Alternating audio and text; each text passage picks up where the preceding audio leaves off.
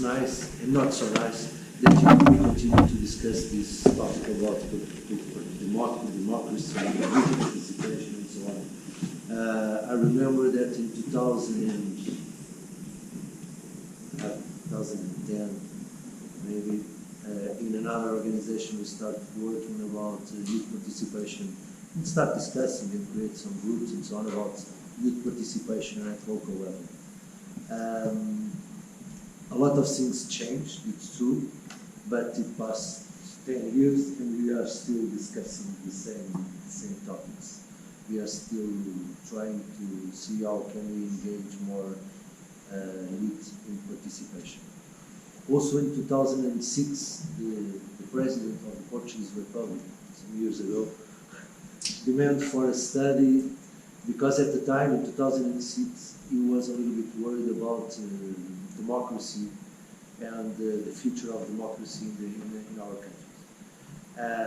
So he demanded a study about youth political participation. And we know that the system of democracy that we have, maybe it's not the best one, but it's the one that exists and is the best one that we know. So we need to preserve and we need to continue work on it. We need to continue to work with young people to participate, to continue to participate more. And that's a little bit of this. Then we can continue to discuss a little bit about the topic, okay? And then I can share with you about what we are doing here in Cascais to engage and to involve more young people in participation, okay, and in democracy. Thank you, Rodrigo. From Malcolm, First of all, good morning. We are 4 members from the Shire Local Council. Of course, we are youth because it is the meeting. Yeah, that's why we are youth. We came from Shara.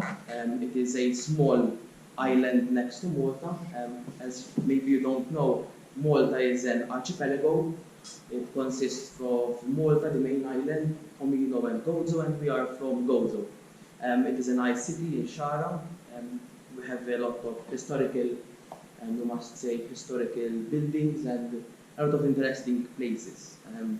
Regarding human rights, in Shara, we are quite keen about these type of rights, and we improved a lot. So from old times, we improved a lot regarding human rights and the importance of human rights and in fostering human rights. Thank you very much. It's your first time in Portugal? Yes, it's our first time in Portugal, and we only spent one night. And last night, it is nice, I can say. We visited a lot of interesting places as well. Mm-hmm.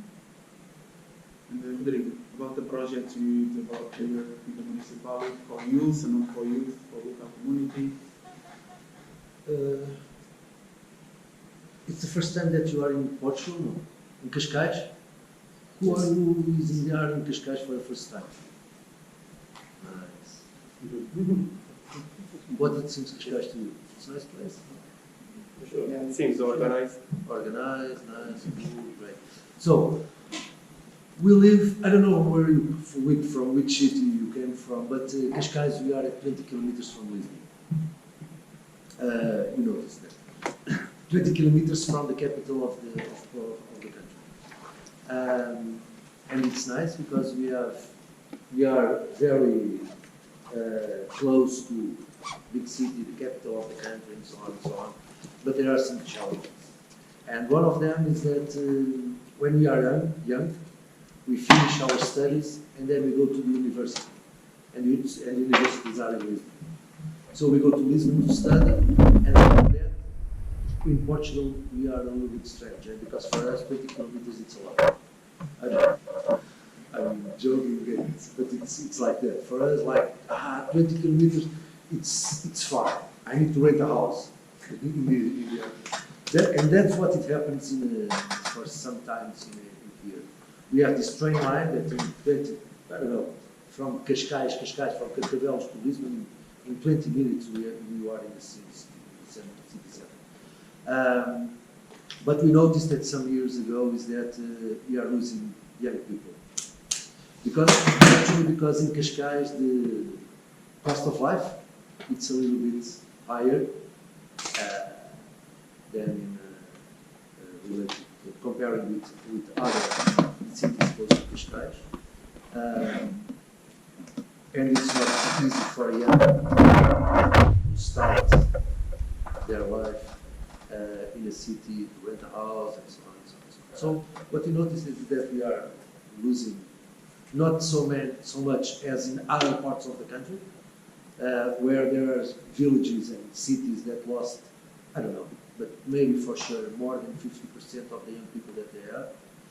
And one of the things is that if you don't invest, and if you don't have a policy to invest in young people, the territories are not going to develop.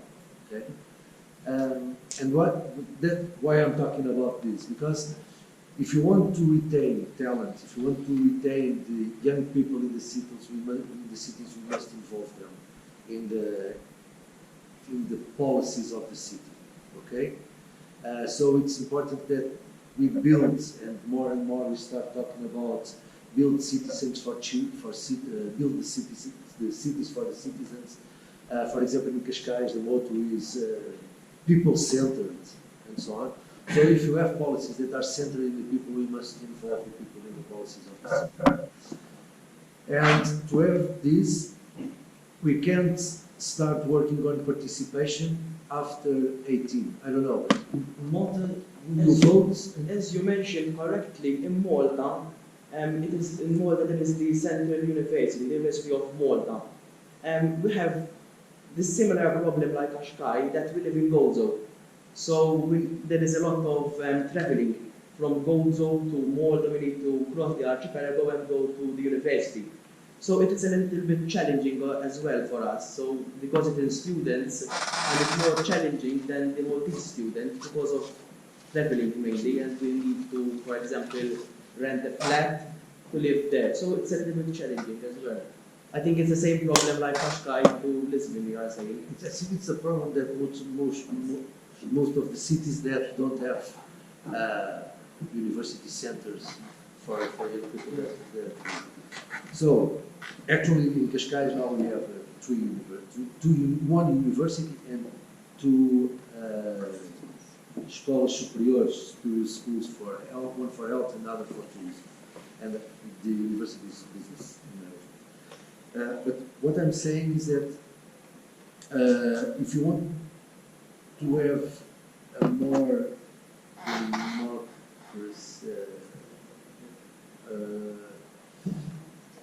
health democracy, for example, if you want to improve the participation, you need to start working when people are young. And it's not working with education for participation. Yes, that's one of the ways, but it's also important that we start being involved in the processes since we are young. And in Cascais, we have some of these projects. We have the participatory budget. I think that it's most of you have participatory budget projects in your countries, maybe, but it's something that is spread around Europe. But we have projects for youth participatory budgets at schools, where the young people can identify needs, propose ideas, projects, ask for budget, and to implement for that project. A part of it, there's another project. There's some of them. We have one that is a Voz dos Jovens, that is Youth Voices, that it's about to give idea, to propose projects, ideas for the city. All of these, to have these projects about participation, it's important that we have a commitment at higher level. So these are not projects, single projects, but there are projects that are assumed and where all the councillors and the mayor of the city of Cascais is also involved. So all the projects are presented, discussed, and worked with the mayors or the cabinets or the services from the municipality. Nor voz dos jovens, nor we propose there are some of these projects. But a part of it we still have a problem of participation in political elections, national and local and so on, with young people. We are going to have elections this Sunday. It's Sunday. This Sunday, 26th. Sunday. 26th Sunday, this Sunday, and we still face a problem of youth political participation, youth voting. Okay, there are some projects, and that's one European Union. That's why maybe this project was financed or not. I don't know, but or these or others, because there's something that they want to tackle. But for that, and we can say that, for example, in the municipality we have some mayors, some councillors that are young people. For example, the city councillor with I worked, that is Federico, is 30, or a little bit more than 30, 31. So he's a young guy comparing to other municipalities. No, I think that not so much like in Malta, because in Malta we have more young people participating. Yes, we have. Involved. Yes. In fact, the age for voting is 16, so it's a move forward in engaging youth.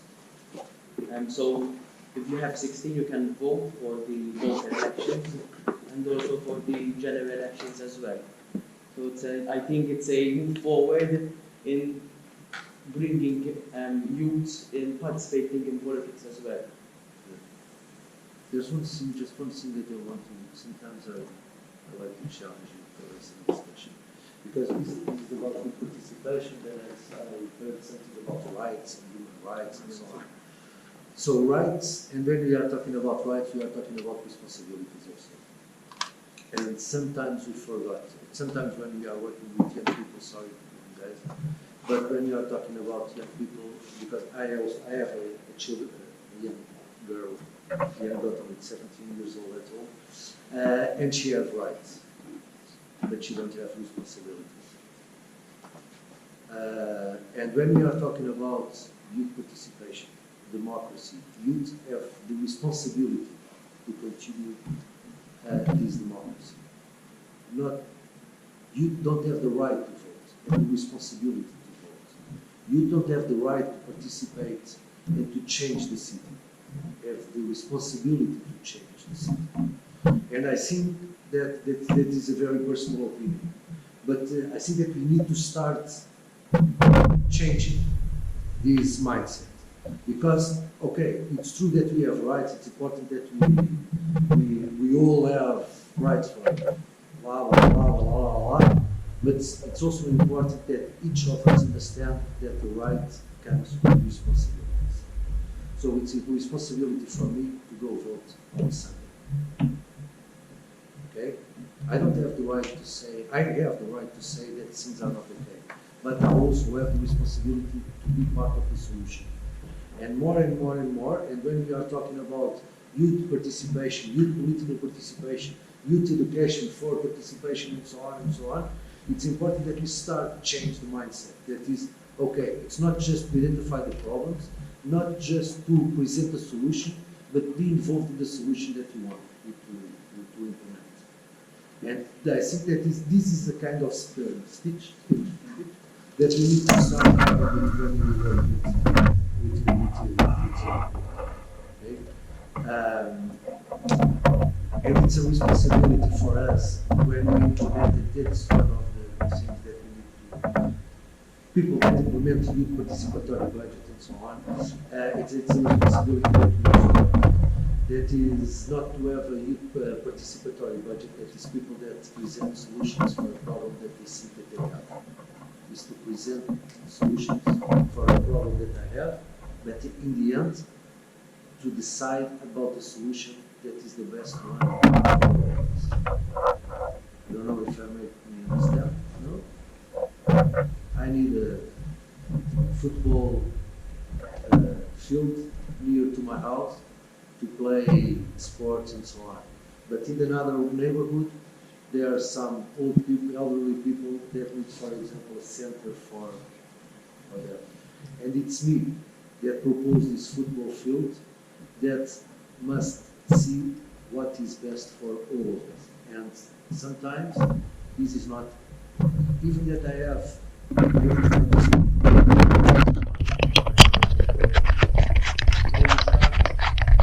need to start to think about what is best for the space, what is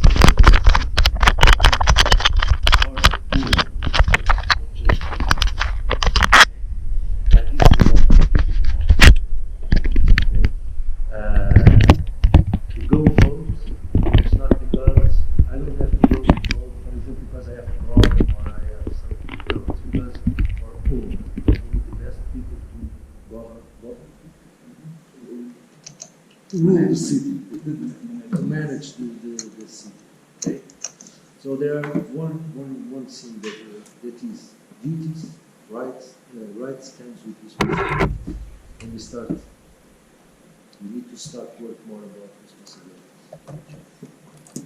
Which means like this is the sentence we need to start talking with not only in young, but definitely all of people need to think about it.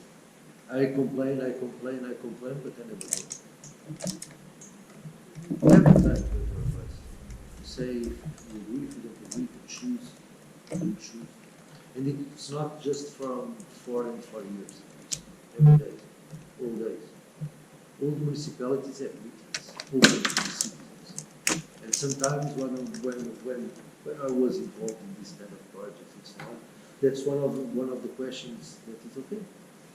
We want to make hear your voice, but do you know and do you know the places, the spaces for participation that you have?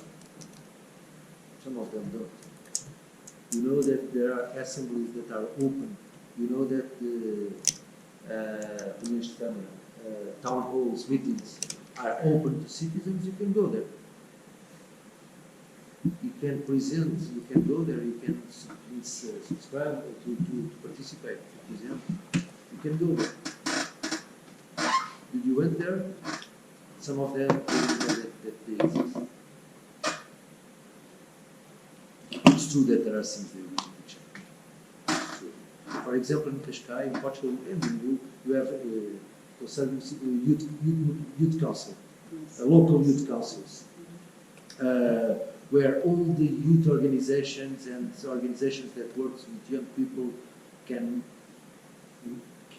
meet 4 times a year. But it's 4 times because it's in the paper. Because if they need, they can ask for more. They can call for a meeting, or we can have more. And when we invite the youth organizations, the youth movement to participate, to be in the meeting sometimes, okay, let's discuss about youth in Cascais. Someone have something to say? Sometimes we go to the place to listen the others and not to give our... But we have, as I said, there are things that we need to change at work with, because it's not easy to promote participation if I'm here and you are there. It's not easy to promote participation if when we have a local youth council, we have the youth city council, and youth organizations are in that side like this. And sometimes we forgot that the spaces, how they are organized, also are a barrier to participation. Okay? But there are spaces that we can use it. Okay? And some of us we don't use it, or we don't know that they exist. Okay? There are parish assemblies where you can go present the problems or to give solutions or to share ideas about what is best for your neighborhood. Sometimes it's not easy because they are at 9 p.m. and people come from work, there are things to make at home, they are tired and so on. Yeah. But that can't be an excuse. Okay? So in the first thing that we need to do is to use the spaces that already exist. So. And about the youth council participation, I think you're part of it. Yes, we are. What kind of activities you do it? What is the process? Yes. Mainly in Malta, as I have said, the how can I say it? The thing to give votes to people age 16 is it's a move forward towards youth participation. So people, youths that are 16 years, they have the right to vote. So the right to vote means responsibility, as you have correctly said. The thing is that I think youths have a little bit of fear. They are feared a little bit. So and there is a little bit of passivity as well, and that is wrong. And that mentality needs to be changed. This mentality needs to be changed. Yes, the Shire Local Council is promoting youth activity. We organize meetings concerning youth activity, human rights, and the participation in our council. So I must say that a councillor was elected aged 21. So he is a youth, and he is in the council. So he have a right to speak for us, students and youth. So that is a move forward in youth participation as well. But there is a lot of things to be done as well. I think fear must be gone, and in order to change the mentality that youths can apparently change the world. We are the future, the present of the world. So if we don't participate, nothing will change in the future. So if youths are not active in issues concerning us, for example, the environment. The environment in Malta is quite a topic it's a hot topic, let's say. And because we have a small island, and the environment is a little bit, it is under threat because of buildings. So I think youths have the voice to change some of these things. And the Shire Local Council and also the Mayor strive to encourage youths in participate in the council. And I think that is a move forward in amalgamating youths with decision making. So if youths are not given the possibility to decide for themselves and for their country and locality, it is very difficult to change things. So youths need to have the say. If we don't have the say to speak, we are not giving the platform to speak. It is hard for us to change things. And we must assume responsibilities and that come with action and power. So I think the Shire Local Council is trying to encourage youths forward to participate and bring forward these decision taking. I think the local council is trying to do its best to encourage youths in participating in the council. So you want to ask you? No one best than youths knows about the problem of young people. So if you want to solve the needs or the problems that youth faces, you need to involve into ask them, and they need to be involved, because no one best than them to understand and to know about the problems that they are. Okay? And more the governments, the politicians understand and knows about that. Okay, if I want to solve a problem of youth health, for example, I need to have young people involved. Okay. That's why And to be involved, it's not just to have process of consultations, okay? Like you ask them and then to decide what you want to decide. You know, is when we are talking about that ladder of Roger Hart, that things about the ladder of participation, is to involve people in decision making. And when we are talking about participation of young people, we are talking about to involve young people in the process of decision, not just to ask them about what they want, what they need, what they want to do, but is also involve them in the process of decide what is best. Okay?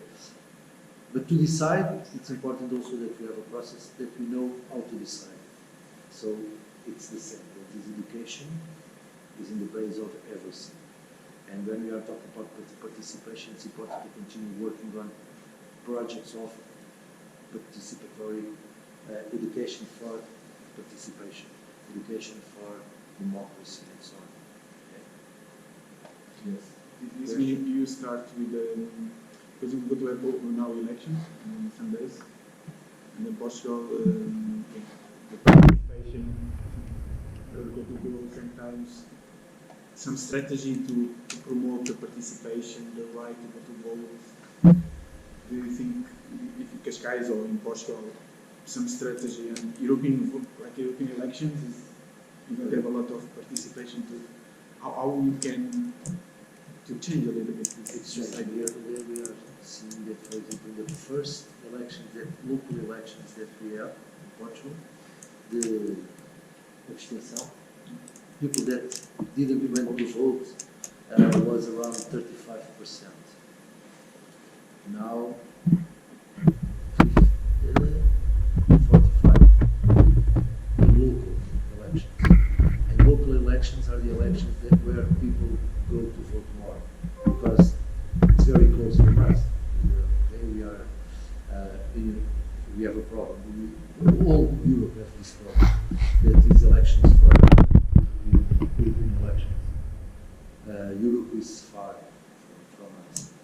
What is decided I think that the most part of the people that understood what they are deciding in Brussels and in others. And we need to continue to work on it, because this European policy is a little bit far, but affects us all days. And we didn't understood. For example, you are here because there's a European policy that allows you to be here in Portugal, discuss about the future of Europe and the future of participation and so on. And this is decided by the people that we vote for the European elections, for example. So we need to start, that's one of the things. Another one is that it's important that we can see in these small examples what the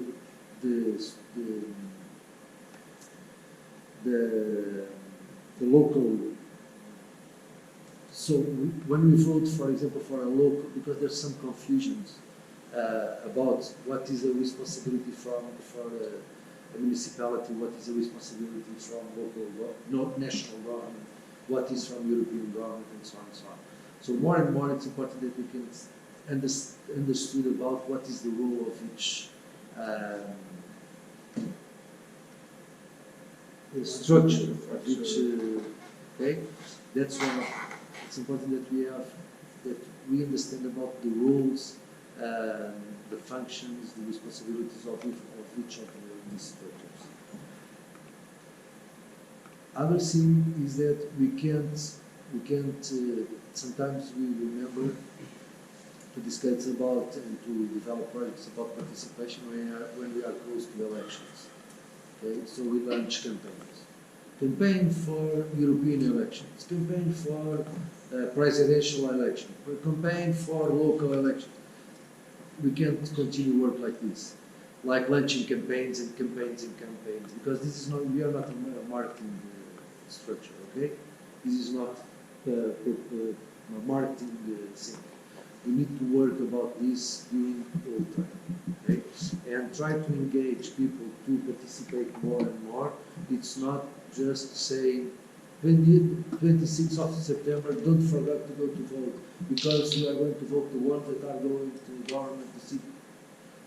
We need to implement this mentality during all the time. And to implement this mentality, it's important that during the years, in this case 4 years, that you create spaces where people can participate and can see the change that they provoke when they participate. Okay? I think that these campaigns, okay. It's important to make like It's like a always. platform, I think. I think a platform must be made in order to encourage youths and inform them. So if youths are not informed about why are they going to vote, why are we going to vote for the election? So a long process must be taken. It's not only the election day, as you have said correctly. A process must be engaged where youths are informed about their rights, about their responsibilities as well, and about why apparently we are going to vote. So if youths are not giving information why they are going to vote, it is hard for them to vote. So if they are informed, I think youths will come forward. If youths are informed, they will come forward and they will vote. But there is a lack of that long process. It's not only the election night, it must be a whole process informing youths about what we can change, about the issues affecting each country, because each country have different perspectives. And if youths, I think, are informed about these activities, about these issues affecting their country, they will move forward.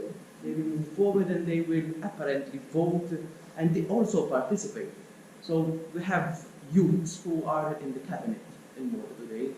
The Maltese cabinet is quite young as well. As the Maltese cabinet is young. So I think there must be a way forward in putting youths and give them the confidence to do that. Youths need confidence because we are just young. So if there is no confidence in changing things, things will not change. For me, it's Yes. saying that we have more young Portuguese people involved in discussing about political elections in the United States than in Portugal. It's, I don't know. It's true. And I think it's not just in Portugal. I think that we saw people was more involved young people was more involved in social media, discussing these Trump scenes, Biden scenes, Afghanistan scenes. They are more involved in discuss and participate, because one of the things that in that study in 2006, what they saw is that when you talk about participation and youth participation, young people participate a lot, but don't participate in the way that we think and that we want to that they participate, for example. So they don't vote, but they participate.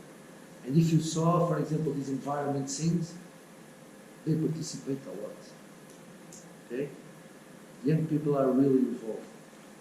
In these American elections, they participate a lot in social media, discussing and changing, and they have knowledge to discuss. Because sometimes you say, okay, they don't know what to say. They don't have ideas. They don't have the right knowledge to participate. Yes, they have. Yes, they have. So they participate in topics and issues that really affect them. But then in national elections, for example, they don't go to vote. And this is the thing that is tricky. That is really tricky, because they don't identify in voting the best way, the principal way to participate. It's okay, or not. Because if they don't go there, we can see what's happening in some of the countries. That is some extremism movements appearing. And in one day, maybe they were elected because people didn't went to vote. And this is dangerous, okay? And that's one of the things that we need to work and to continue work and to preserve this system. Yes, voting is not the only way to participate. It's not the only one. But it's a power one. For good and for bad. Okay? And as I say, it's not just a right. It's a responsibility to go there and to vote. And it's also to participate in other ways. Participate in youth organization, in informal groups, participate with your friends, go to demonstrations, go to, okay, participate in social media, and so on. But also, we need to continue participating in these votings. Otherwise, in one day, if I don't went there, if you don't go, because it's okay, we don't. The others, maybe if all of them goes at the same time, maybe they were elected. And there are some extremisms that are appealing. And it's not extremisms, because it's not just a problem of extremisms. It's the popularism. You know, popular things, you know? I say what is nice to say, what you want to hear. Even that it's not what I'm saying, but what I'm going to do. I say, or I say easy words. All of us, we know we are capable to say easy words. All of us, we know what to say to convince the others to like it. And this is dangerous. Okay? That's why it's important that, okay, participate in other thing, in movements, continue working on this democracy system, participatory democracy, representative democracies, collaborative democracies, and so on, but continue using the votes that you get to hear. Questions? Okay, so we talked about a lack of engagement of young people in local or national or European elections, for example, which is a right or an opportunity for the young people. So I think that there are some holes in the process of engaging young people in let's say, using the rights or so on. One is, of course, the lack of education. Another one is, for example, it's the wrong use of communication tools with the young people. Sometimes there are two generations between the people who pretend to involve the young, not pretend, I mean, who propose to involve the young people, how do you say, to try to involve the young people in this process.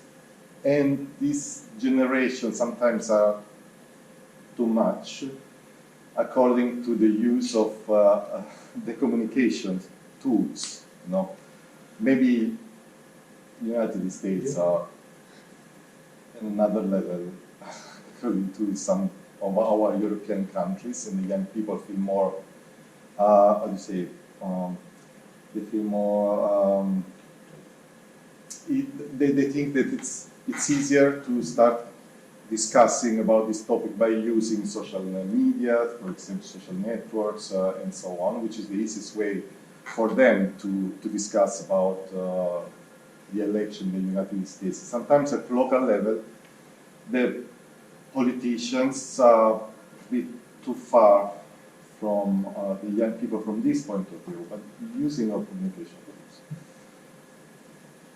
starting from last year when the pandemic started in Italy, we started to talk to the so-called educating community, which is in Italian it's comunità educante. It's educating community. The principle is that each stakeholder in the community, let's say stakeholder, or must be involved in the educating process for the young people. Not only the school that work alone, then the youth NGO that work alone, the municipality work alone. There should be, I think, let's say, a structured work plan shared by all the stakeholders, and also, for example, the companies, business sector should be involved, so the young people could see the benefits of their engagement from every point of view of social life in a community. And that's what we are working for we are still working during these months. We as a youth NGO, or NGO which works with the young people, so we are working a lot with schools, municipalities, the business sector, parishes, sport sector, also organizations involved in sport activities. Because we think that the best way to involve as much as possible the young people also in the process of in engagement for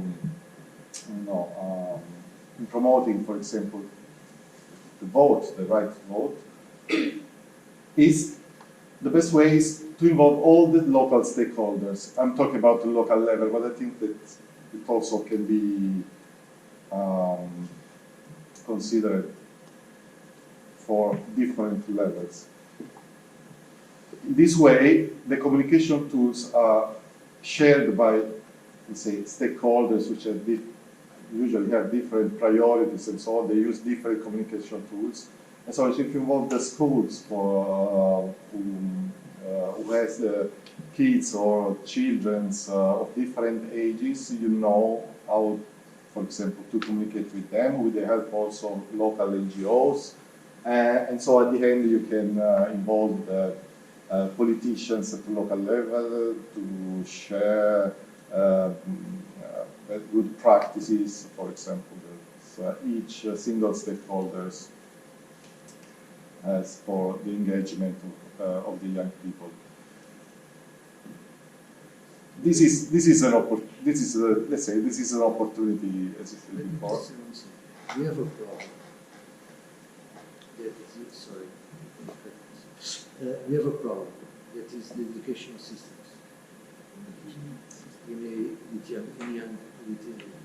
Until we are, I don't know, 18, 19, we don't decide nothing. You go at school, you start at 9, you leave school at 6, you go home, and during this time you don't decide nothing. Schools decide what you study, what you are going to study. Students decide the schedule. Schools decide the schedule, what you want to go. If you can play there, if you can play there, if you can go out of the school or not. If you can go to visit the company or not. So during this period of time, there's a lot of people deciding for the young people. Then you want that 18, they go to decide about something because they are not educated to decide nothing. You know what I mean? So if you want to start working on this, we need to start working more, at least during the time that they are in school, in promoting more spaces for decision. Because participation, it's about decision. It's not to take decisions, okay? And this is, when we talk about participation, we are talking about deciding. It's not just to go there to clap, okay? It's not just participate like this. No, it's go there and to be involved, to be part of the solution, to decide about it. And for that happens, it's important that during the time that you are young, and in Cascais, not Cascais, probably from one that is child-friendly cities, that they are start working about participation of children. It's not young people. It's not after 16 or 14 or 12 or something. No, it's when you have 6 years old, 5 years old, 5, 4, 3. Okay? And if you want to have people, if you want to have more participation, it's important that people, since they were very young, start having these opportunities to decide about what is best for them and for all of us. Okay? And parents at home, for sure, and so on. But between 9 or 8 and 6 p.m., they are at schools. That is important that we work on these projects, on these, to start having the process in the schools about participation and decision. In here, in Cascais, we have some innovative programs and some experiments about these processes. For example, in Carcavel School, high school here, I don't know, maybe 3 years ago, they decided if in the end of the year, if they want to have exams or not. But it was the students that decided, together with the teachers. Because to decide about what is best for me, it's involving everyone. So sometimes it's like that. Youth topics don't belong just to youth topic, to youth. It belongs to all of us. And more. If you want to discuss about youth, we need to involve people that are not youth anymore. And other policies, okay, that we have. And in that moment, for example, in the school, there were the students, the teachers, the board of directors of the schools and so on, and that in the end, together with the same voice, the same power to decision, that decide if they want, if in the end of the year they will have exams or not, and so on.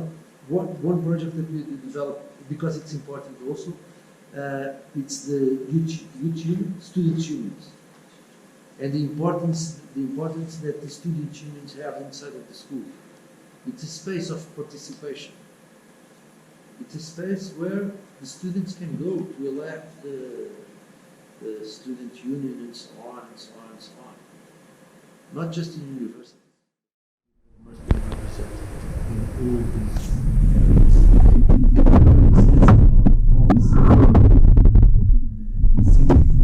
it's not just to have a good division that what we have in Cascais, and many of the municipalities have a new division for youth issues.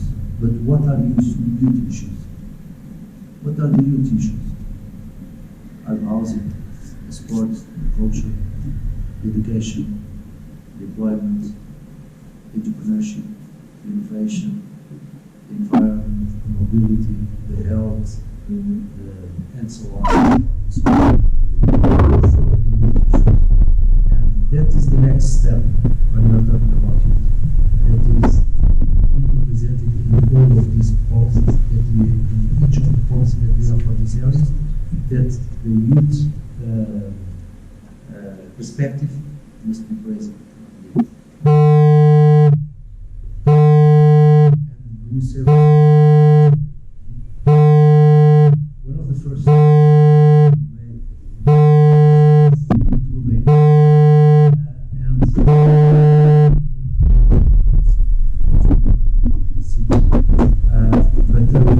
we have participants that might see it is very difficult to talk with the politicians. It's not anymore.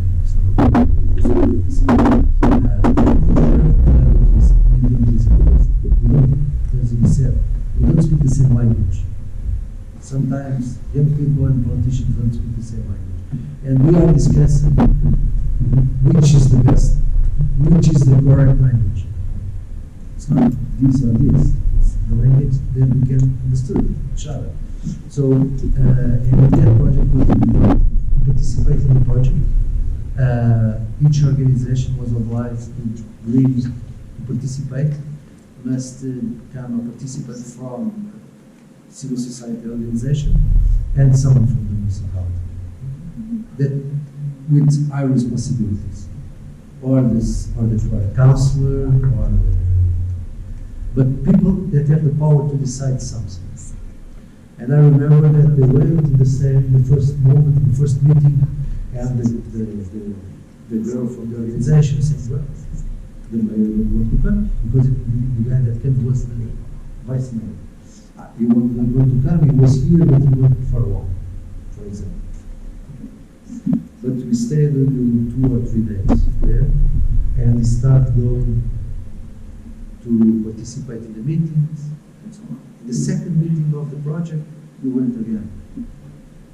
And in the third one, she says, I don't know what's happened, but now we are together creating youth councils, and so on. So sometimes it's important to bring people that have the power to decide to this kind of from other countries, to see different perspectives. I start saying that we live in the best place. I live here in Cascais, it is the best place to live, or to visit, or to work, and so on. But it's important that we go out of our bubble, if you want to continue to think like that.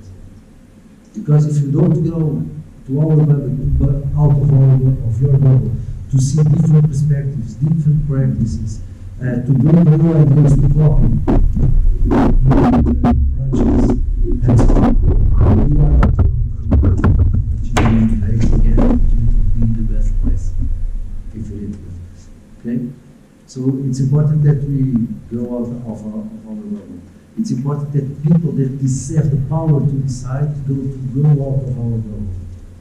And I don't know which responsibility we have in your organization, but I think that it's going to be very, very difficult for you to come back home and to share with the others what you were discussing, what your colleagues and so on, because they didn't live that, you know? To go back home and say to your mayor, hey, I was in Portugal, very nice place. I was with participants from Malta. In Malta, for example, they voted 60. And they voted because this and this and this. It's very difficult to explain to someone that was not here, for example. So that's why it's important that each time that if we have this opportunity to bring people that have the power to decide, to make the changes in the cities, to come to these meetings. Okay?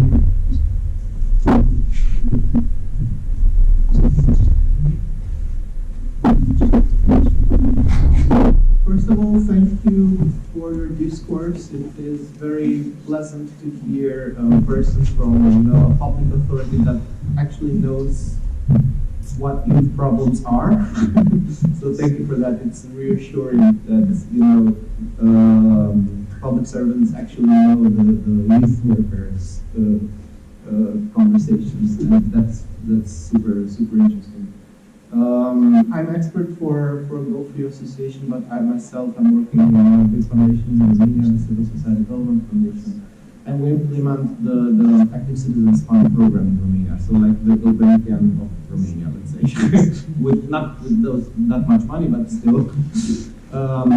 And I'm a little bit familiar, let's say, with the situation in Portugal, with participation from our colleagues in Portugal here. But I was curious if, like, apart from the Norwegian funds, are there like local or national funding schemes or funding grants that provide money for youth participation? If you know. Yes, there are different ways. You have the Youth Institute, for example, that you can apply, for example, as a youth organization. And if you want to develop a youth participation project, you can apply for it. So the Youth Institute, I don't know now how much money they have, but I think it's nice budget. But it's more to support youth organizations and so on. Then there are some ministries and some that have some, because youth participation it's a sexy topic at the moment. It's very sexy. Yeah, of course. And for example, we have launched, Pedro is not here, he knows better than me. But we have Nós Propomos and A Voz dos Jovens. These two projects are one is from one that is on the territory, the division for territorial organization and so on. That is a program, a national program, then divided into programs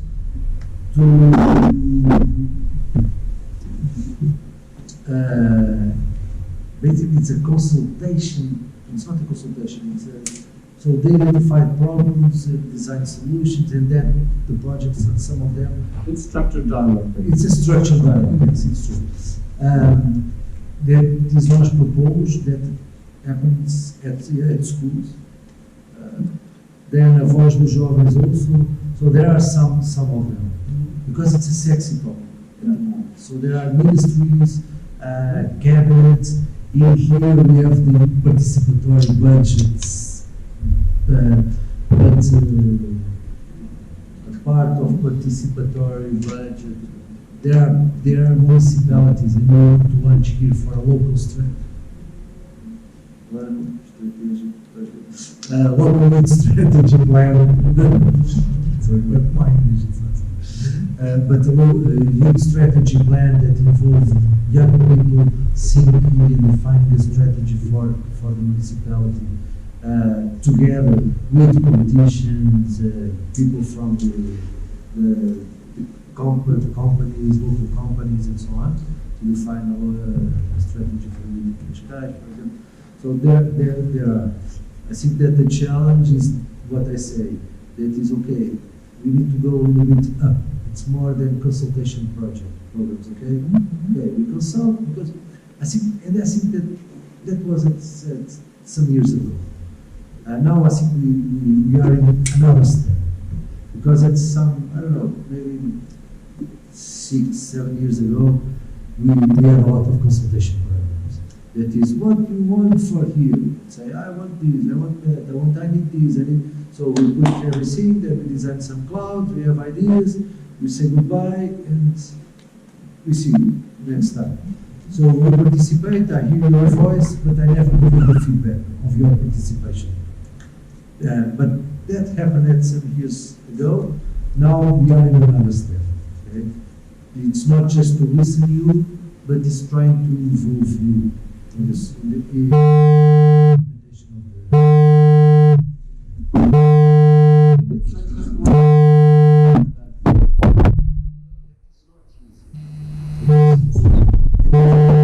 It's not like in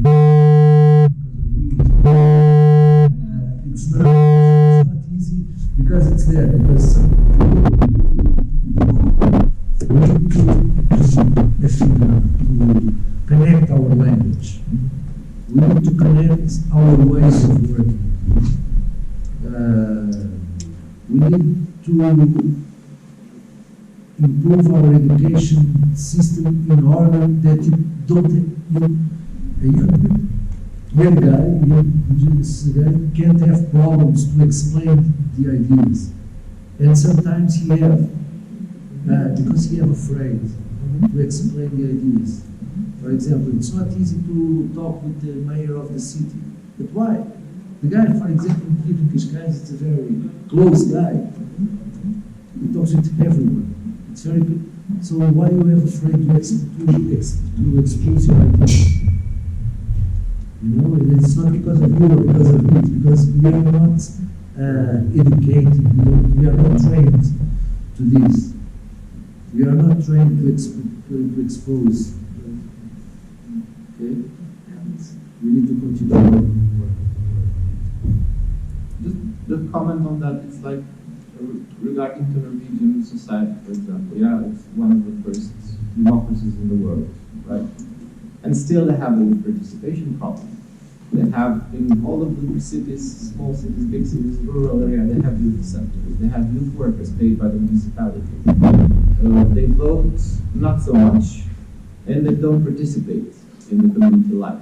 So still, also they, as a full democracy, also have that problem. And I think it's a good argument that you are saying that, involving them like better than that, because like in Norway, in my opinion, I think the problem is like they have everything basically, and they don't care anymore.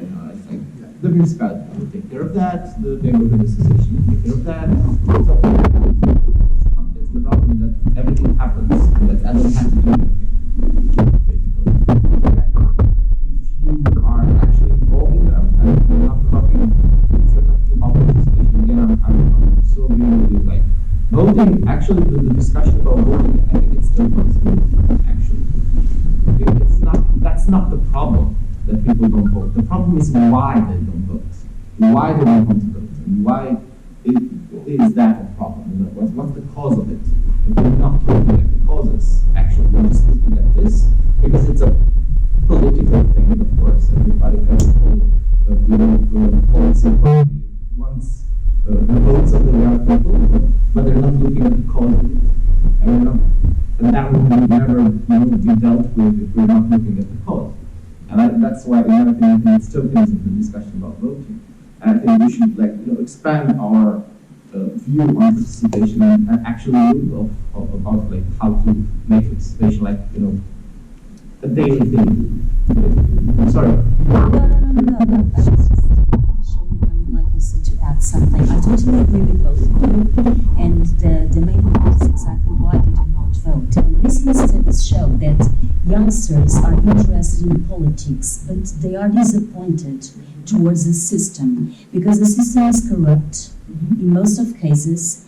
It's the same people from the same families that actually achieve power. So they are interested in politics through, for instance, civic activism, volunteering in youth associations or organizations. But the party,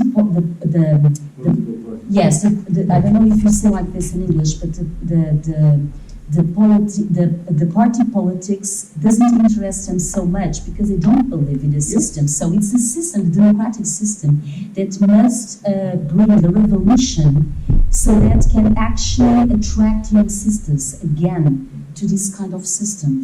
So this is the main issue nowadays and even some years ago. So students and youngsters, they are interested by politics, they want to participate, but they don't recognize themselves in this kind of system. Yeah.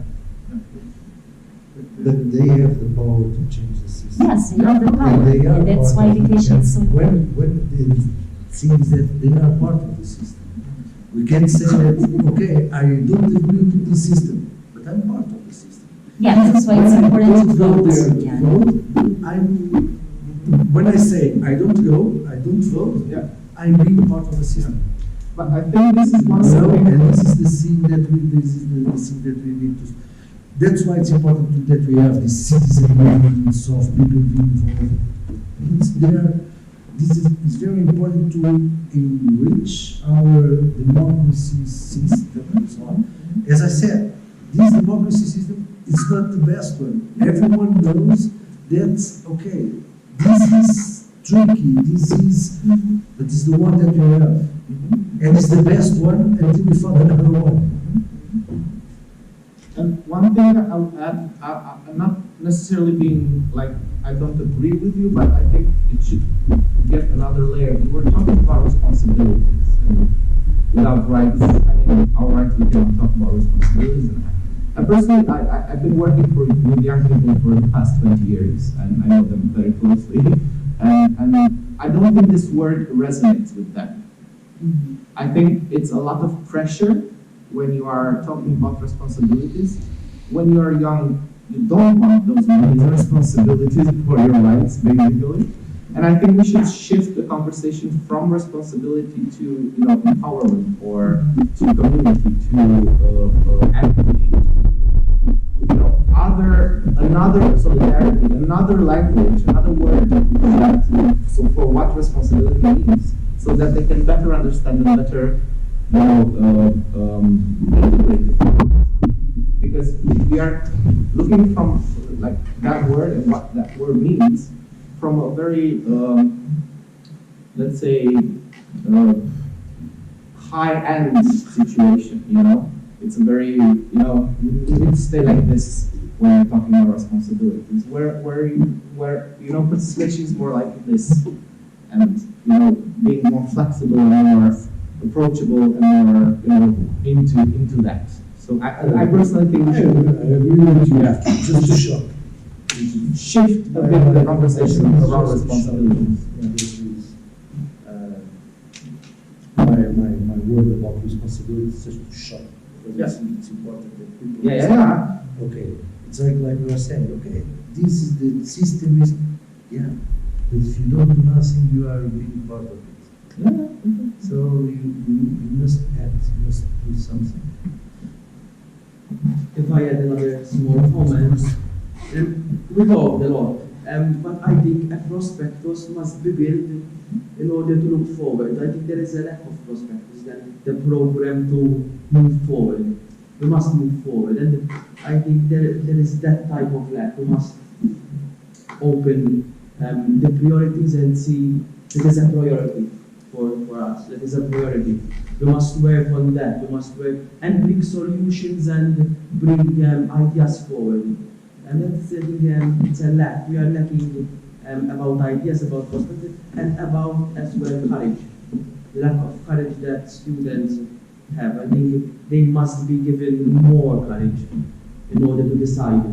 And as we have said also, there must be a journey that accompanies the young student at the age of 10, in order when he reaches the age of 18 to decide what is good, what is bad. And I think that we must work on that type of system that carries us through ideas, and in that way we can improve and we can evaluate and we can create ideas in order to sort solutions and move forward. Okay, any question? No? To say thank you for your time. Thank you too. Was a long conversation because it was very important. Sorry for my English. It's a little bit. It's important to know about our rights, not only national, European level too. And this kind of project, like you said before, is important to know better our rights, to have connection with our reality, to understand our reality too. And then we got to finish now this panel. Rodrigo, we're going to have 10 years maybe. Yeah. And we don't talk about this topic. We can talk another topic. Let's see. Yeah, another topic. Let's see. I think it's a topic that we need to continue talking, because democracy is like this, participation like this, changing all the time. New times are coming. And it's good to have different opinions. This is part of democracy. Important is respect. Be responsible, like you said before. Okay, we're going to have a coffee break now. Okay. After we start with the list for the project and now to have another panel with each one. Okay, the coffee break will be in the first floor. The stairs on the left side. First floor. If you have time, you can have coffee with us. I will see. Okay, thank you very much. Thank you.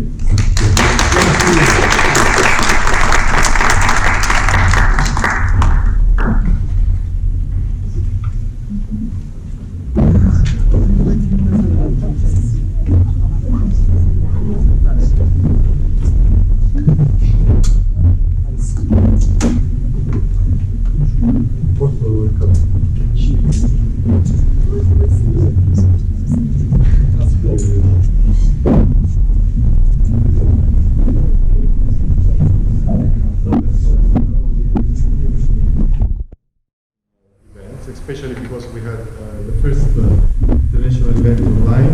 The first which was in Romania, and we had also a sort of pre-kickoff meeting online at the end of last year.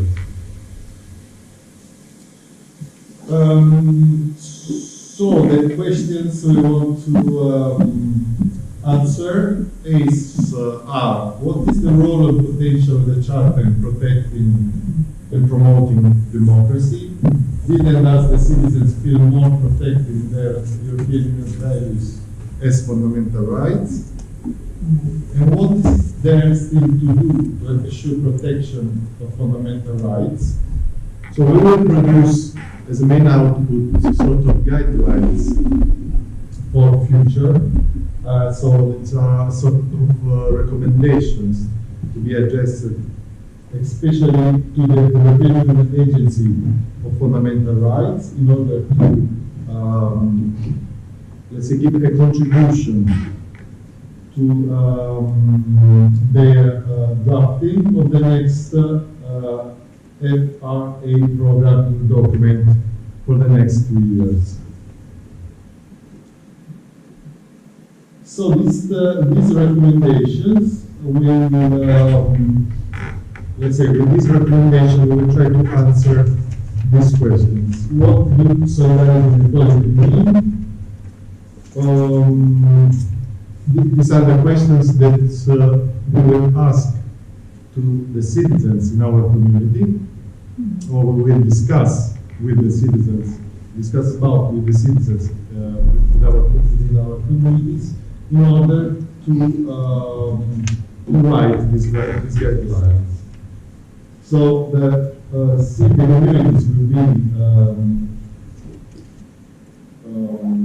the citizens will be asked to answer, what do solidarity and equality mean? Do you know any European specific program or policy about solidarity and equality? And if so, do you think that this program or policy had a good impact? If not, what would you do differently? Do you have any suggestions or ideas for the future of the European Union policies and programs on solidarity and equality?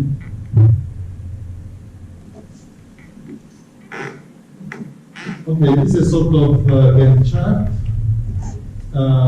So we had said before last November the sort of online kickoff meeting, and the meeting organized by Geoffrey in June. This can be considered the second international event. Actually, what you see as LB stands for local debates. I mean, that would be considered as local activities, which could be held also online, not only physically, according to the rules that you have in your community. If you can have them physically, that's perfect. Otherwise, you can organize it online. We will give you some tips in the next days about how to organize these kind of activities. The first LD has not been implemented already, so maybe we will try to concentrate this local activity in one bigger local activity to be organized in each of our community. So as you can see, after each international event, it was planned a sort of debate with the community about the topic of that event, and each event focused on 2 pillars of the charter. Okay? The charter has 6 pillars, we'll see next. And each event will focus on two of them. Then we will co-design the future guidelines, which will be presented during the 6 international events in Italy, during the so-called Carta di Leuca chart, which is a big event on peace and tolerance that we have during summer in Santa Maria di Leuca. Then the last meeting will be organized in Shara in order to officially close the project with the community of the youth park. The last 2 months of next year will be dedicated to the final reporting, so it's administrative task. So at the end, we will have 7 international events, and not 6 anymore, 24 local debates, and 8 dissemination meetings. As I said before, these 24 local debates could be also concentrated. But we will see later. The idea was also, according to the topic of each international event, to organize this event during one important celebration day. In order, also because during these celebration days, the people is more, let's say, focused on the topic already, because these kind of celebration days are very well promoted also on social networks. So we can say that citizens are more, could be more propositive, could be more, interact more easily during also the debates. Where we choose the World Press Freedom Day, World Refugee Day, International Day of Democracy, World Day of Social Justice, Data di Labor, which is the 15th of August, and as an international unity for peace. So we already know about the international meeting number 1 and the international meeting number 2. It was about equality and solidarity, so intercultural dialogue and democracy. It was held during the World Refugee Day. This international meeting is about citizens' rights. That's why we also talked about the right to vote and also justice. So, how to actively participate in order to contribute to the future of Europe.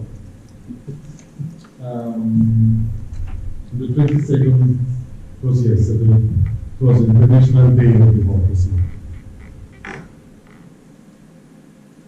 The fourth will be organized in Bucharest by the second organization during the World Day of Justice. It will focus on dignity and freedom, so no more crimes against humanity. The fifth, about the co-designing of the guidelines for the future of Europe, so the collection of the recommendations will be organized in Sarajevo. The party is not here during this meeting. The 6th will be held in Leuca, in Santa Maria of Italy, where we also officially present the main output of this project. And then the, let's say, goodbye meeting will be in Malta, where we'll make all together a sort of final evaluation, and we will discuss about possible follow-up of the project.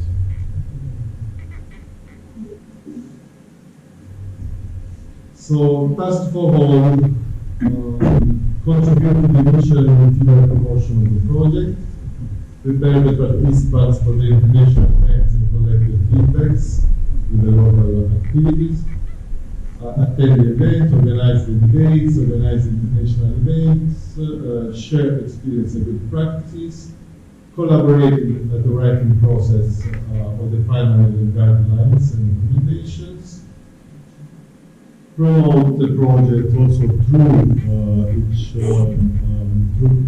through the networks that each of our organization has inside the country, local level, national level, or European level. Disseminate also the project in these networks, contribute to the follow-up activities, especially during the last meeting in Charles. We have an official website. I forgot to write the link of the website. I will share this presentation with you. Well, you will find updated information on the project. The idea is actually when each partner organizes the local activities, the idea is to upload also pictures and sort of mini report of the local activity implemented, so as also the other partners could be inspired by this report and the pictures. And also, this is a way to share with the network what we have done and the results that we have achieved, the objectives we have achieved.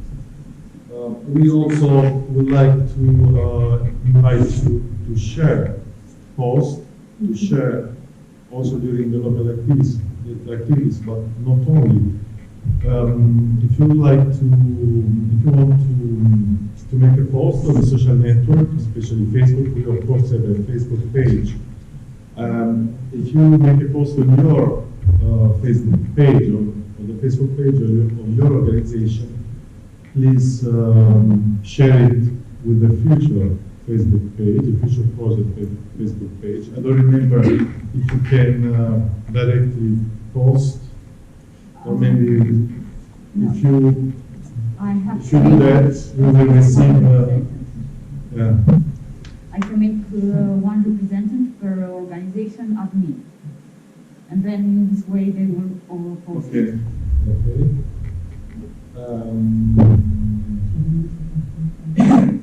Okay, anyway, if you find any difficulty, just share it with me or with Julia, who is helping me in this in the management of the communication tools.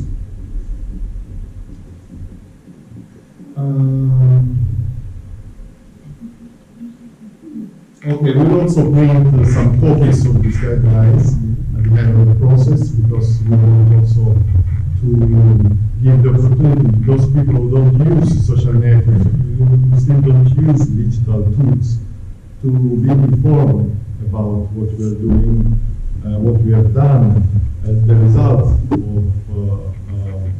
the future project.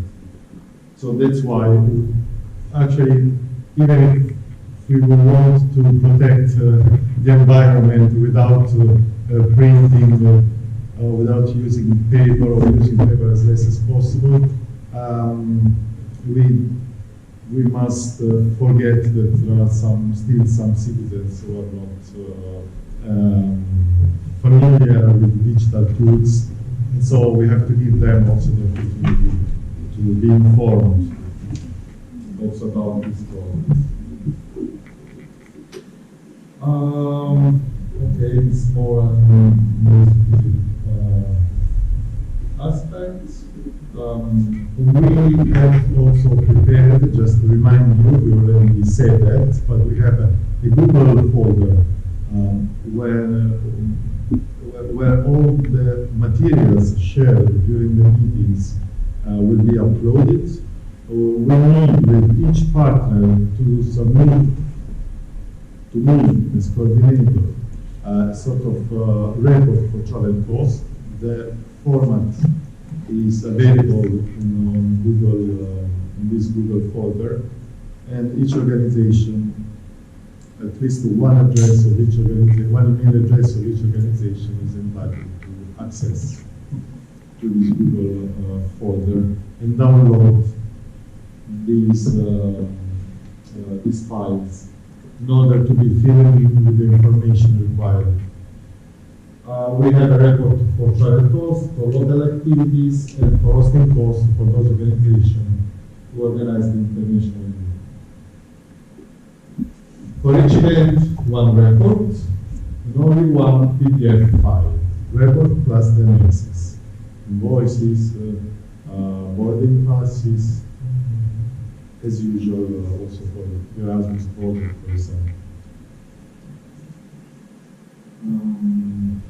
That's it. I don't know if you have any question. If you have any question about the project, of course, as I said before, now we should start focusing on local activities. We can each organization can use different tools. It's up to you. What we are thinking to do is to prepare some Google Forms, one for each pillar of the charter, because each pillar has different articles. For example, when we talk about freedom, we talk about freedom of information, we talk about freedom of movement. There are, let's say, several kinds of freedom in this case, but also when we talk about citizens' rights, which is another pillar of the charter. Citizens' rights can be right to vote, right to access information, for example, or to access documents, which should be public, and so on. So it's important to start this process by understanding how the citizens, what kind of perception the citizens have about their rights. Is the principles of the charter applied at the local level? Are they working at the local level? Are they used? I mean, are these rights? I don't know what to say. In our local community, do we feel that we really have these rights, or still not? If not, why? Or what we can do? What we can suggest the European Union to do in order that these principles are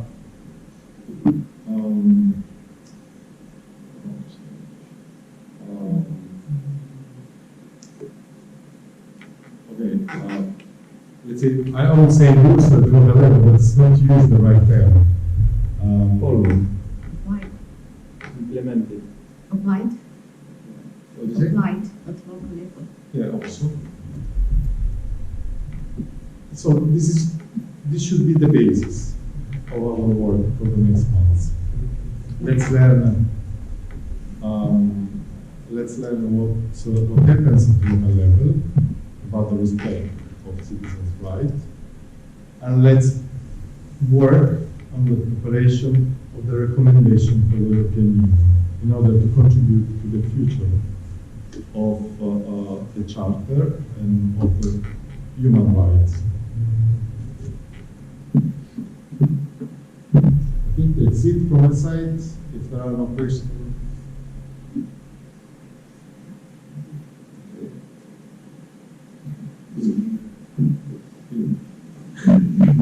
Thank you, Lista.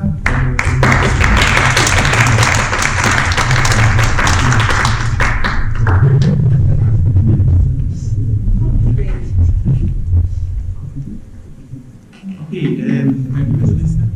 Now I do.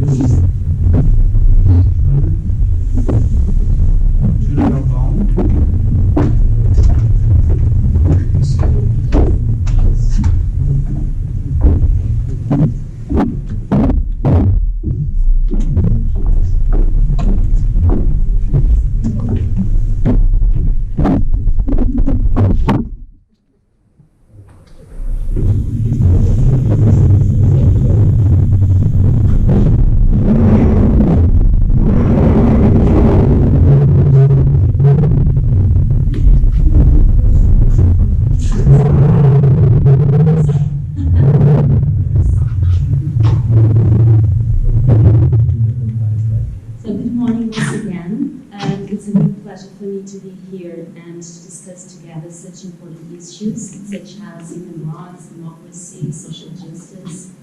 Before starting my presentation, I would like you, if possible, to introduce yourselves, basically to say your name, the country where you come from, and also your job, so that I can see if we have a lot of youth workers here, or if you are students, or even volunteers. Do you think it would be possible? Yes, because I don't know you. So I will start by me. My name is Joana Galvão. I'm a youth worker in the municipality of Torres Vedras for 14 years. And before working in the public sector, I'm working with NGOs and with youth. And it's great to be here and to listen the experience that you bring to this conference. And I hope that in the future I can keep in touch with you and see also the results of this project. Right, so now, if you'd like to start. Yeah. My name is Muhammad Ali. I'm a chairman of a non-profit organization called African European Development Agency, based in Stockholm. And yeah, we work a lot of Erasmus Plus programs, especially. At the same time, we deal with African Europe. Yeah. I'm happy to be here. I love Africa. I live myself in Mozambique for 7 years, so Africa is in my heart. It's such a special continent. Thank you. My name is Mahmoud. I work with you with migration projects, from Portuguese, but now I stopped working because I'm studying IT security.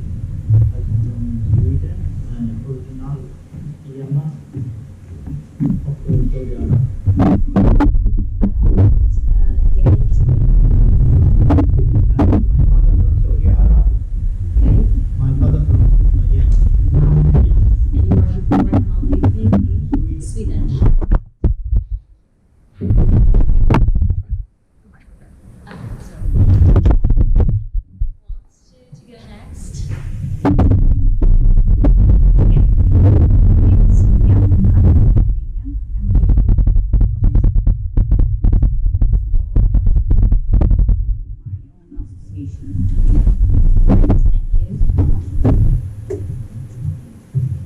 My name is Monica from Romania. I am a Liberian high school. My name is Joel from Romania. My name is Mika from Romania and I work as a designer in the electrical field and with chefs. Thank you.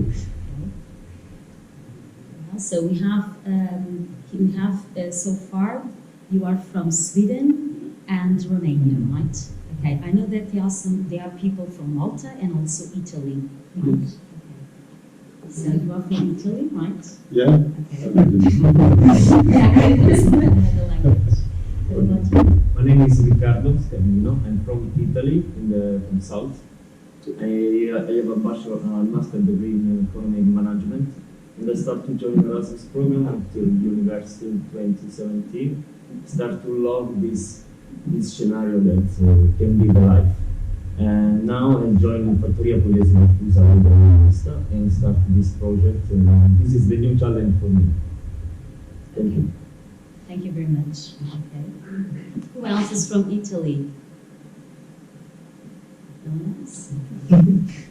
So from Italy, you are just tourists and a volunteer. Oh, I know that he's doing volunteering. Yes, Yes, volunteer from our organization. Okay, right, okay. Let's check in version, right? Okay. Yeah. Right, yes. So we are two organizations from Romania.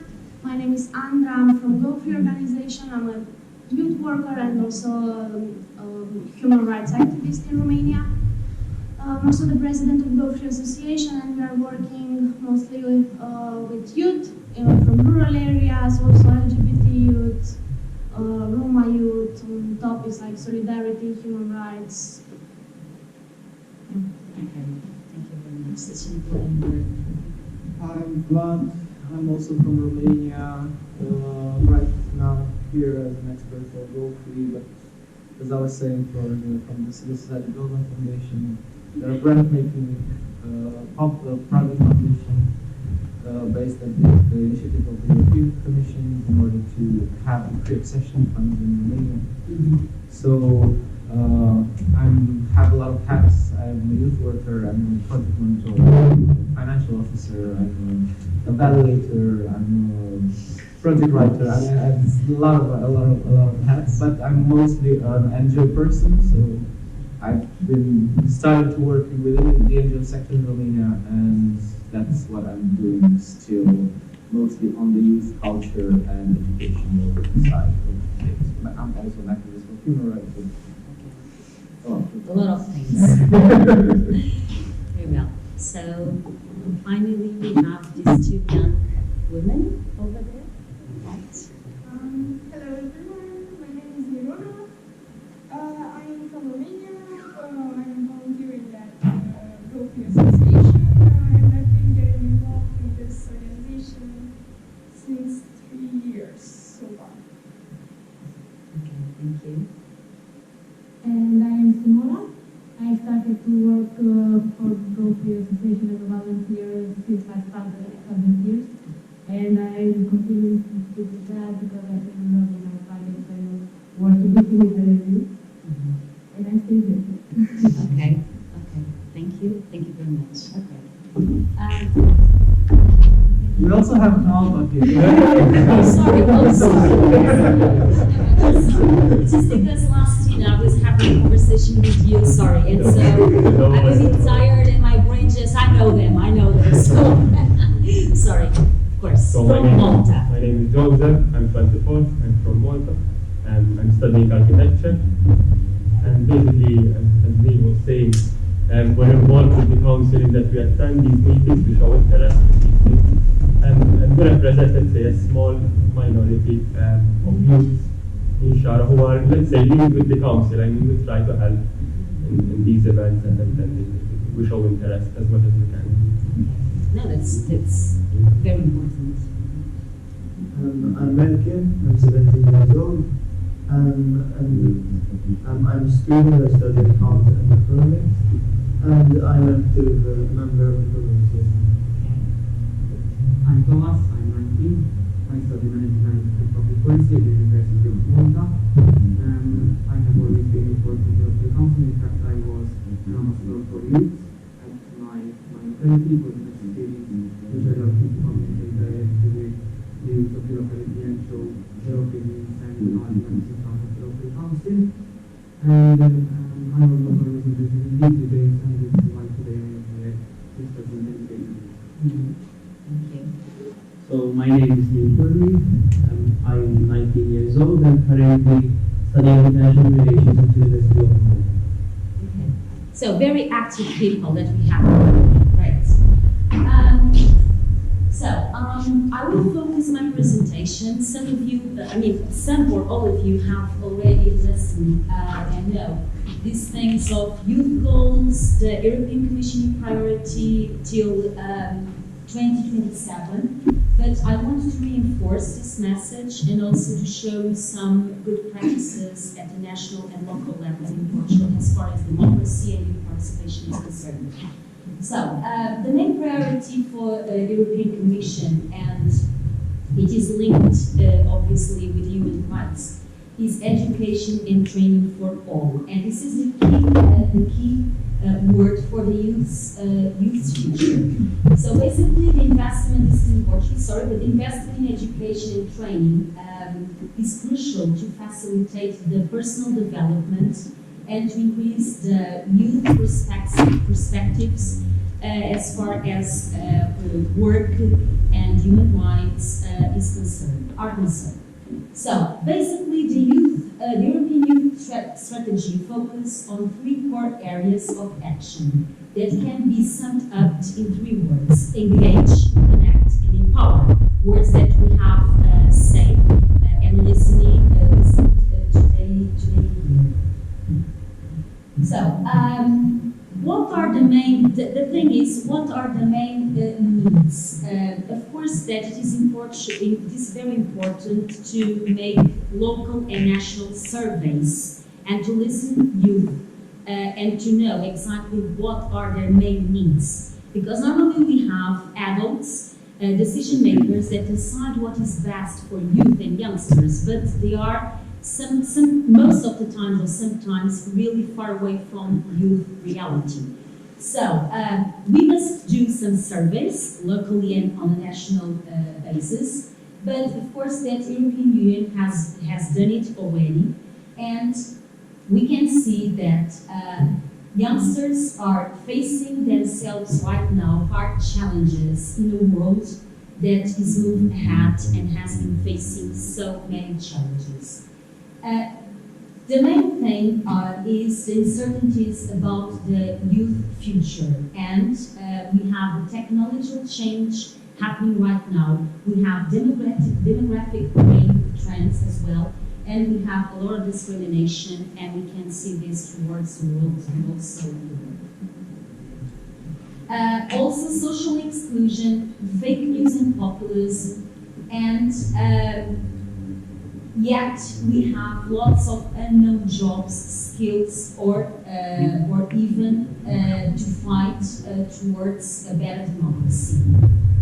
And so this means that more than ever, youngsters must be resilient and must be able to adapt to these challenges. And in order to be successful doing this, they must acquire the necessary skills to contribute to prosperous, democratic, and cohesive societies in Europe, and to achieve the human rights on a local and regional and national basis. Normally, I show young people some facts that most of us don't know. For instance, did you know that there is a real risk that today's young generation will end up less well off than their parents? This seems to be strange because we are in front of a very development society with a high education level in most, not most, but in a lot of countries in the world, but still there is this risk of poverty among young people. So 29% of young people aged between 16 and 19 years old are at risk of poverty or social exclusion. And 11.6% of young people aged 15-24 are not in education, they are not employed or training or even studying. While 15.1% of young people in this age are unemployed. So there is a very big social, economic, and demographic exclusion right now among lots of countries in the world and in Europe. And social and economic exclusion is hand in hand with democratic exclusion. For instance, youth are struggling right now with disadvantages. The youth who is right now struggling with disadvantages are generally less active citizens and have less trust in institutions and benefit less from mobility experiences, including Erasmus+. And this is related with what you had said before. When we see youngsters with less opportunities, they believe less and they trust less in institutions because they think that if they are not able, they will not be able to solve their problems. However, apart from these, despite all of these aspects, we can see that Europe cannot afford to waste talent, social exclusion, and disengagement among its youth. And this is why they have been doing a lot of efforts to fight against the problems that we have seen just right now, and to increase education and the possibilities to embrace mobility opportunities and travel and contact with other people. And like this, the European Commission tried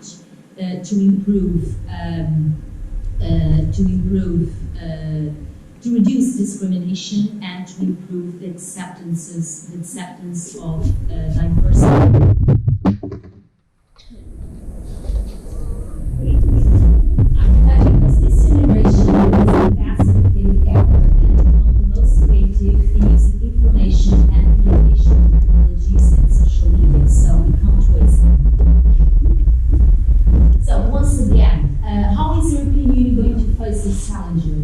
through engagement, connectivity, and empowerment. The several millions that now European Commission is going to waste is basically to increase the engagement, the connectivity, the empowerment of youth in their society. If you want to add something to what I'm saying or ask something, feel free, please. So the main goals to achieve are exactly to enable young people to be the architects of their own lives, build their resilience, and equip them with the life skills to cope in a changing world.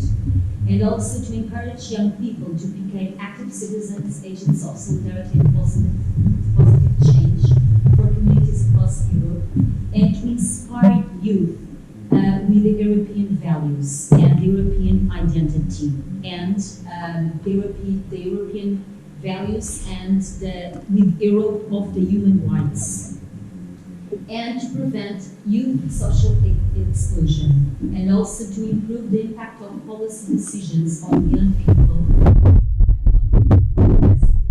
across sectors. And how can this be done? It can be done by inviting young people to decide also what they want to do in their territory, and what are their main needs and worries. So the main goals to be achieved are engage young people in youth participation and in democratic life. Is to bring young people together across the European Union and beyond to foster voluntary engagement, learning mobility, solidarity, and intercultural understanding. And at last, but not less important, to support young empowerment through quality, innovation, and recognition of youth work. This is why I was asking what you do for a living, because most of you work with youth, and some of you are youth workers.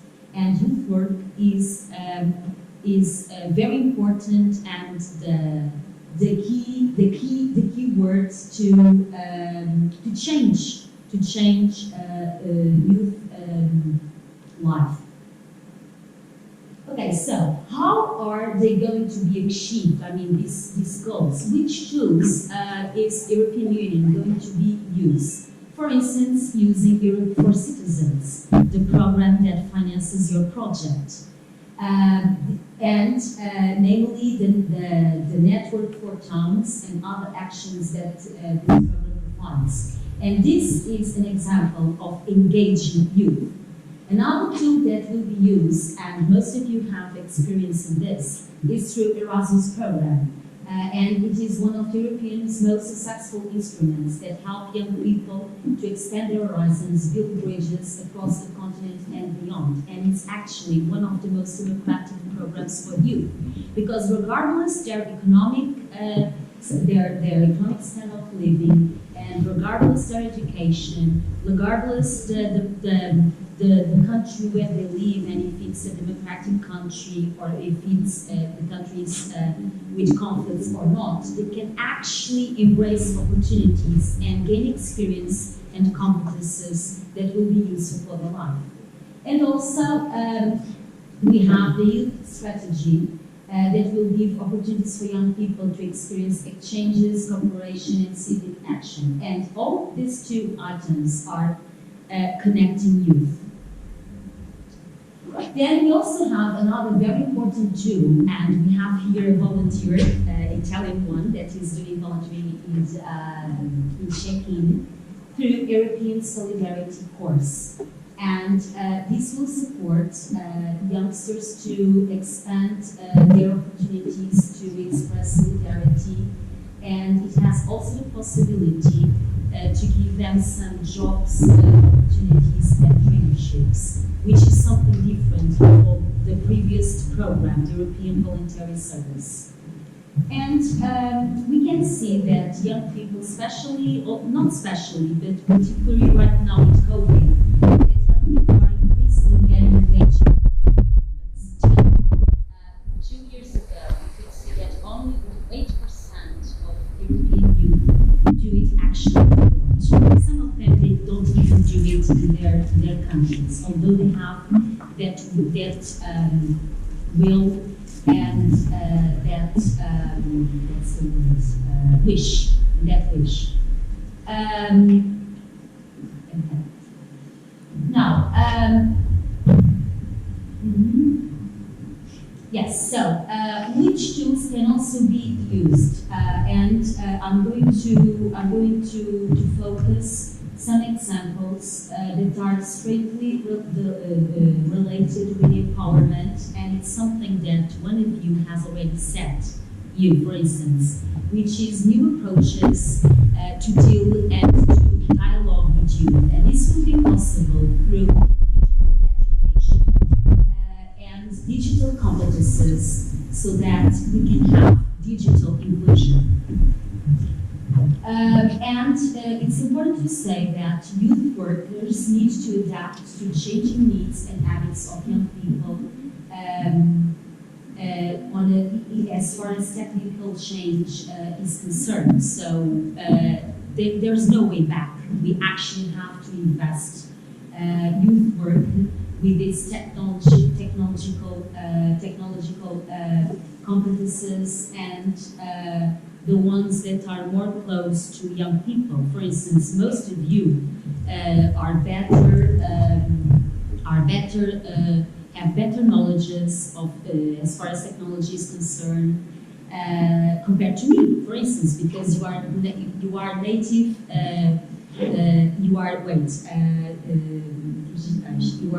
You are native digital citizens. So this is a normal language for you, but for us, and I'm not your age, that's why I'm saying this, it's more difficult to speak the same language as you, at least at the same speed that you are used to.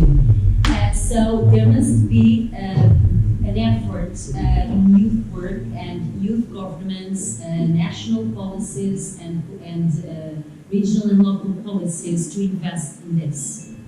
So youth work is a powerful human resource, and it's one of the best ways to educate youngsters for human rights, for social inclusion, for digital inclusion, and to help them to gain self-confidence and learn in a non-formal way, which has been proved that it's one of the best ways to work with young people, because it's informal, it's highly motivating, and it's funny, and it's amusing, and it's the future to work with young people.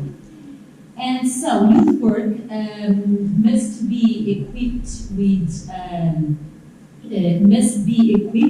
equip youth with key competences such as teamwork, leadership, intercultural competences, project management, problem solving, and critical thinking. And of course, all of this are the soft skills. Okay, so youth work is a bridge into education, training, or work, and this will prevent exclusion, and this will prevent discrimination. So, they have already spoke about this already. So I would just like to highlight some, from what I could see right now, all of you have experience with the Erasmus Program. But I will invite you to just search, to accede to this website and to search about this project that we have been developing in the Dutch municipality called Untitled.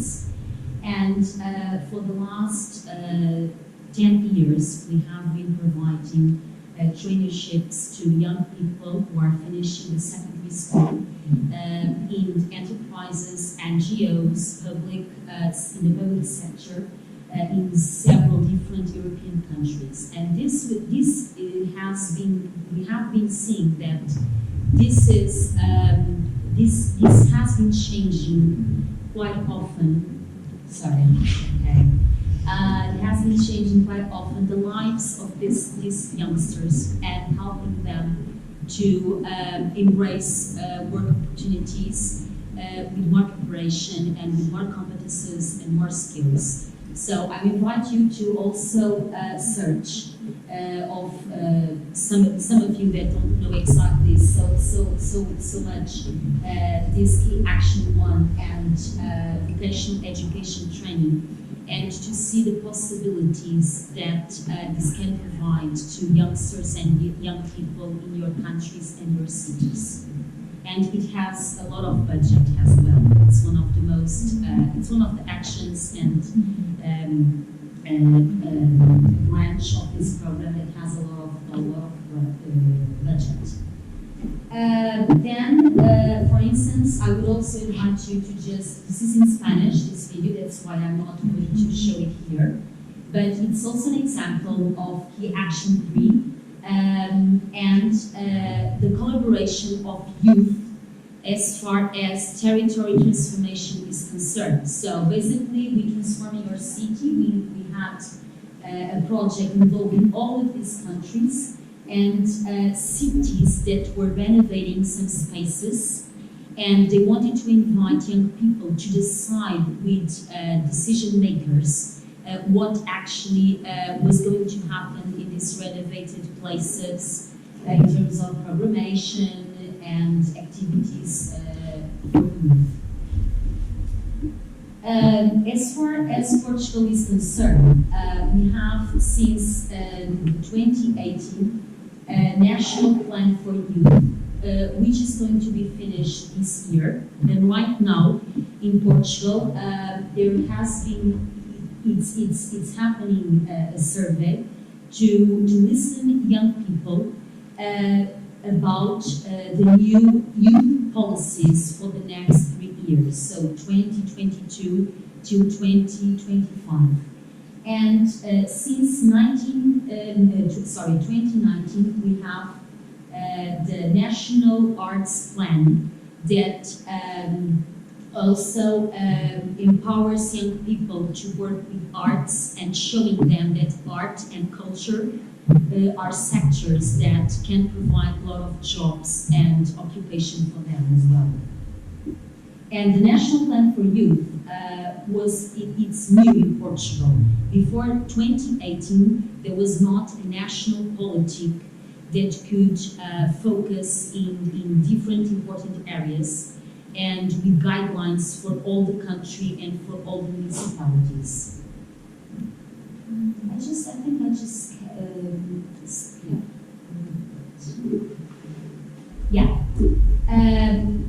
When we speak and we think about all of this, we always have to speak about the youth goals. Probably you are familiar with the youth goals already or not. Okay? Right, so the European Commission decided to listening all the European youth not many years ago, 2 or 3 years ago, as far as their needs, worries, ambitions, challenges were concerned. So we have right now 11 European youth goals that are directly connected with the human rights. So I'm not going to start speaking about this, but I will invite you to see a video that was made by the European Commission, and you will be presented these European youth goals through the voice of youth. So can we?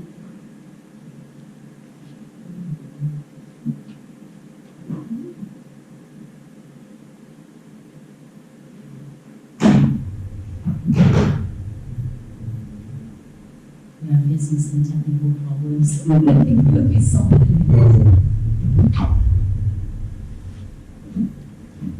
These youth goals seem to be distant, but they aren't. And what we are doing right now in FUTHURE municipality is actually. What about the sound?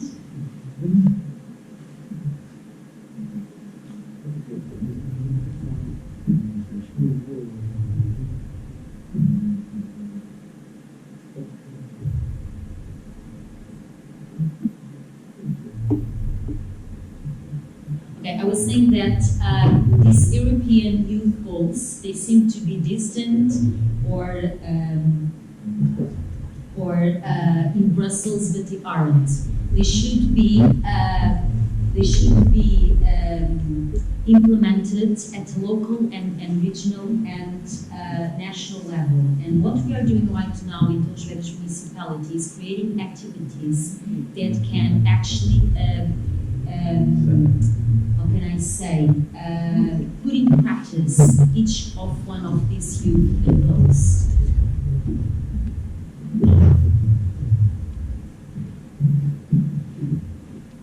And it's possible. Just need to do something. Okay. Okay, the rest of my presentation will be focused in giving you three examples of good practices as far as the 9th youth goal is concerned. And this youth goal is referred to youth participation for all.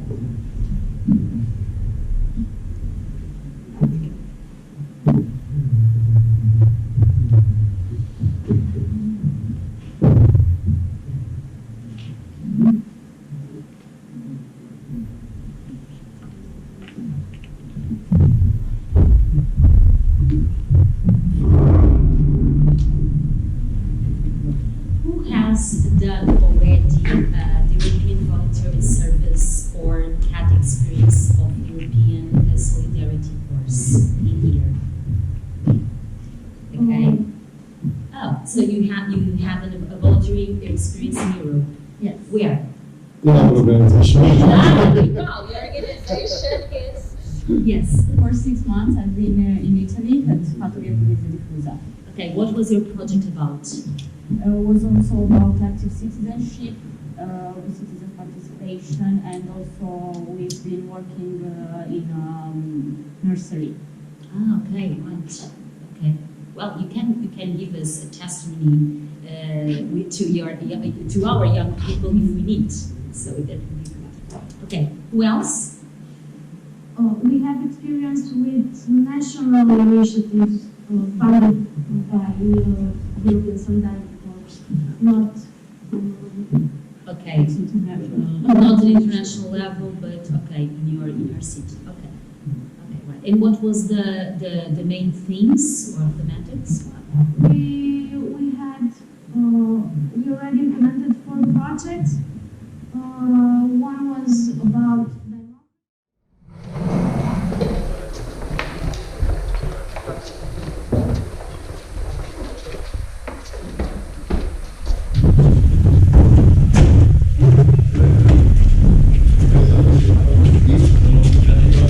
Can you come in front, please? In front of the stage.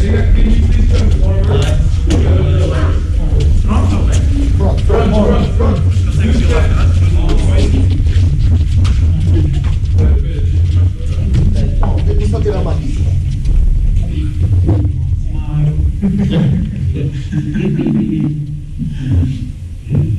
Wait, please.